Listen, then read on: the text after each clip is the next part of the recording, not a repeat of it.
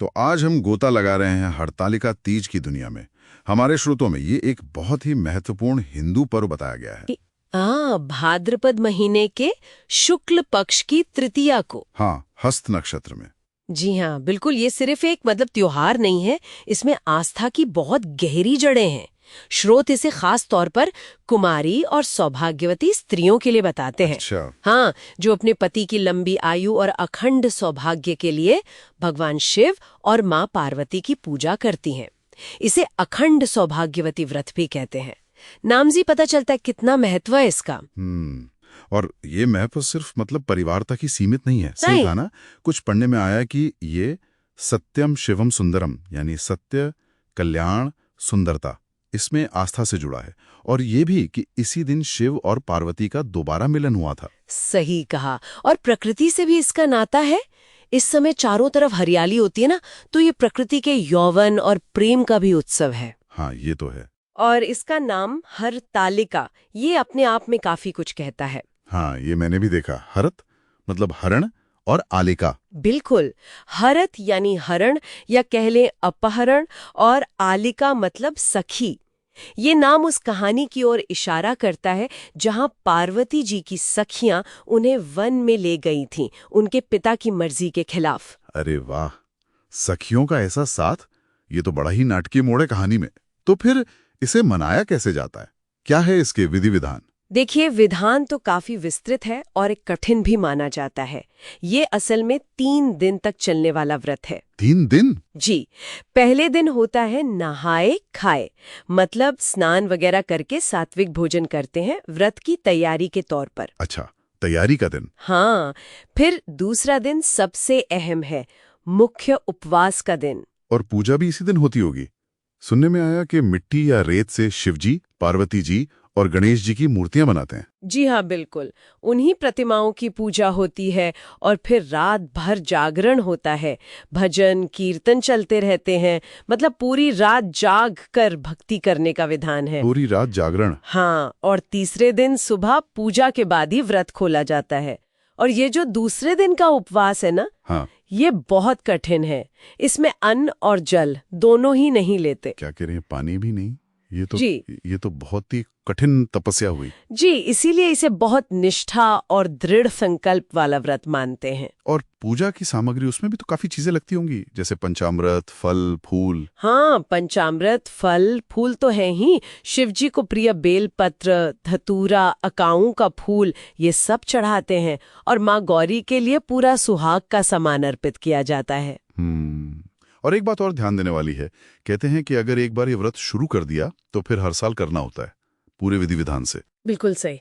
इसे बीच में छोड़ने का विधान नहीं है। और इन सब विधियों और इस कठिन तप के पीछे वही कहानी है जिसका जिक्र हमने नाम के साथ किया था। हाँ, वही पार्वती जी और शिव जी वाली कहानी। जी, वही इस व्रत का आधार है।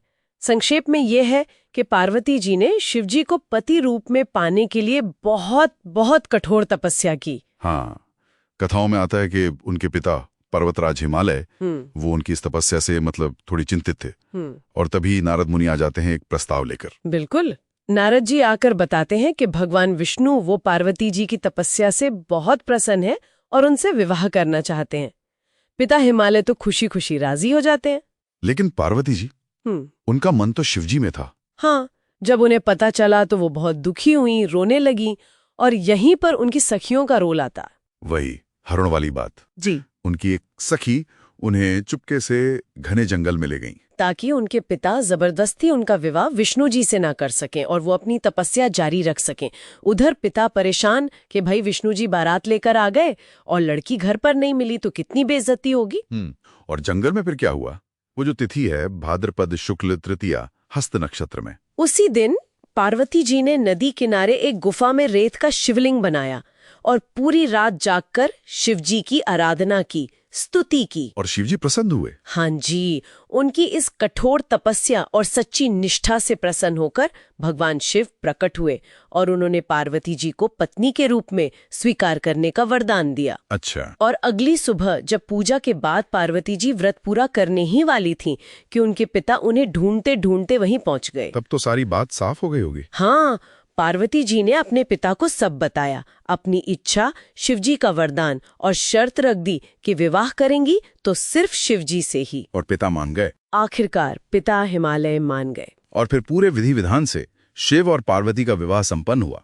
कहा जाता है कि खुद शिवजी ने पार्वती जी को बताया था कि इसी तृतीया तिथि के कठिन व्रत के प्रताप से ही हमारा मिलना संभव हुआ है। वाह। और उन्होंने ये वरदान भी दिया कि जो भी स्त्री इस व्रत को पूरी श्रद्धा और निष्ठा से करेगी उसे मनोवांछित फल मतलब अखंड सौभाग्य जरूर मिलेगा। कमाल है। तो ये कहानी इस व्रत के हर पहलू को कितनी खूबसूरती से जोड़ती है।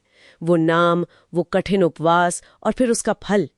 ये सिर्फ एक धार्मिक रीति नहीं बल्कि प्रेम, दृढ़ संकल्प और आस्था की एक सच्ची मिसाल है। बिल्कुल। अगर हम मुख्य बातें देखें तो एक, हड़तालिका नाम का जुड़ाव पार्वती जी के हरण से है। 2, ये 3 दिन का कठिन व्रत है जिसमें निर्जला उपवास और खास पूजा विधि है। और तीसरा, सबसे महत्वपूर्ण, ये कहानी जो बताती है कि सच्ची लगन और तपस्या से मुश्किल लगने वाला लक्ष्य भी पाया जा सकता है। सही कहा। और चलिए जाते जाते एक विचार श्रोताओं के लिए छोड़ते हैं। ये जो कहानी है और ये व्रत, ये किस तरह दिखाता है कि कैसे कभी-कभी व्यक्तिगत इच्छा शक्ति और आस्था वो सामाजिक या पारिवारिक दबावों पर भी भारी पड़ सकती है ना? ये कैसे दिखाता है कि दृढ़ संकल्प और विश्वास वो कभी-कभी बने बनाए नियमों को भी चुनौती दे सकते हैं। ओम नमः शिवाय।